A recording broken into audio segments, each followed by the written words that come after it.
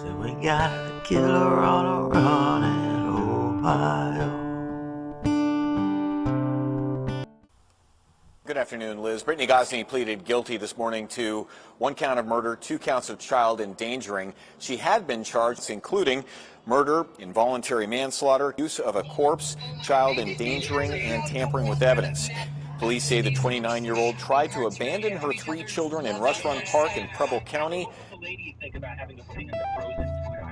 know what? If it saves me money at this point in time, I'm here for it. Hello everyone, welcome to Murderers in Ohio. I'm your host, Bill Swafford. Thank you for joining me in the Buckeye State. This episode I'm going to talk about is something that bothers me every time I hear about it. The murder of innocent kids just makes me sick. And when a parent is involved, it just blows my mind. This one just breaks my heart every time I think about it. On February 27th, 2021, the Middleton woman took her 3 kids to a Preble County park to abandon them there. As she tried to leave, her 6-year-old son grabbed a hold of the door to get back inside the car. The lady just kept driving off. She drove her 6-year-old son to his death.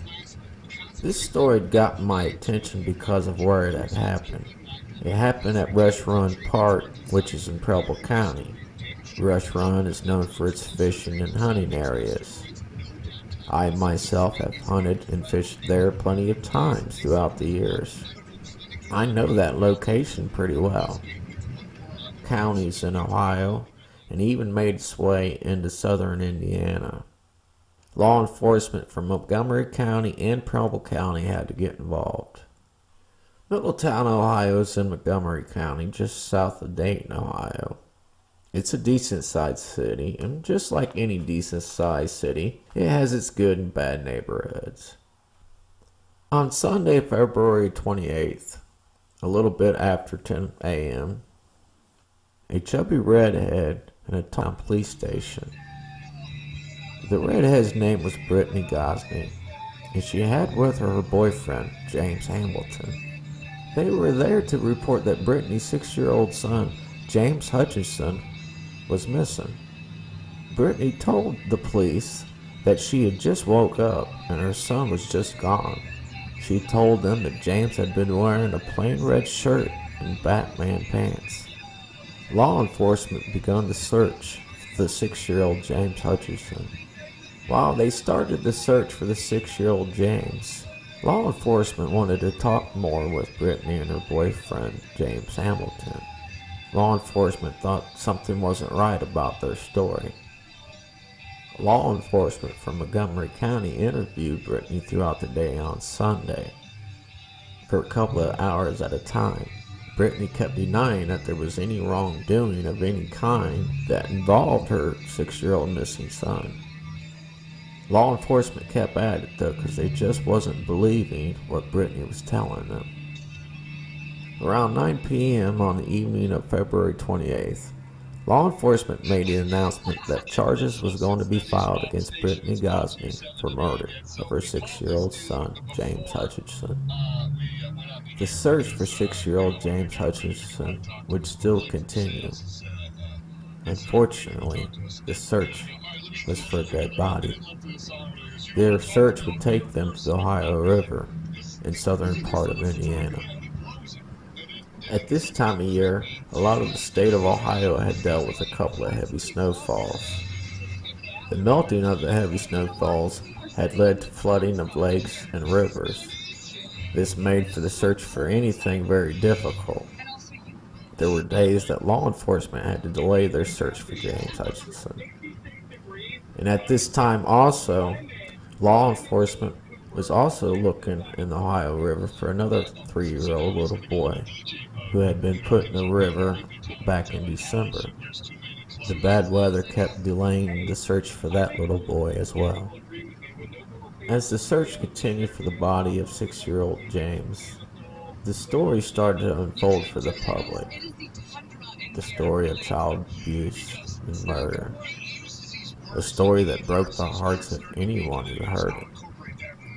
It was hard for me to put together this episode.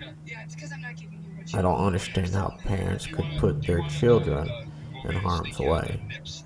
Everything about this makes me sick to my stomach. 29-year-old Brittney Gosney lived on Crawford Street with her children. She was a mother of 4. Only 3 of her children was involved on this horrible day. I am not going to mention the other siblings' names out of respect. They're already going through too much.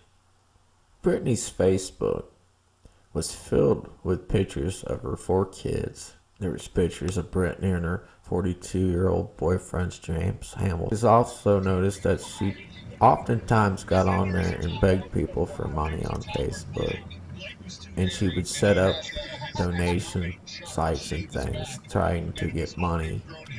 And she used pictures of the kids for these fundraisers. In the pictures, the kids always seem to be smiling. So what the hell happened? While being interviewed by a detective, Brittany admitted that her and her boyfriend, James Hamilton, were having issues. And that boyfriend, James Hamilton, was telling her to get rid of the kids. Brittany said that she wanted to go to Children's Services and try to put the kids up for adoption. However, James Hamilton didn't want Children's Services getting involved with the kids. Which that right there tells me that something's already not right. I mean, if you don't want the kids to be around, which is bad enough for me, but if you don't want the kids to be around, why are you scared of Children's Services getting involved? Are you scared of what these kids are going to tell them? You know? So right there is something that doesn't sound right. Something's already sounding like there is something wrong. Brittany even tells the detectives that Hamilton tried to tell her to put the 3 kids into the car and just let the car go into the river. Thankfully, that never happened. She said what happened to James was never meant to happen. And my thing is, if you're with somebody who is telling you to do this kind of stuff to your kids, why the hell are you staying with them? How can a parent of any sex, whether it be male or female, mom or dad, how can any parent let a boyfriend or a girlfriend talk to them into doing something or anything that would harm their kids? I don't understand this shit, and I'm sorry about the language, but this is how upset this case makes me. I have to warn you that what happened to these 3 kids is very disturbing. I have to warn you about that before I go on. Now, on late Friday, which would have been February 26th,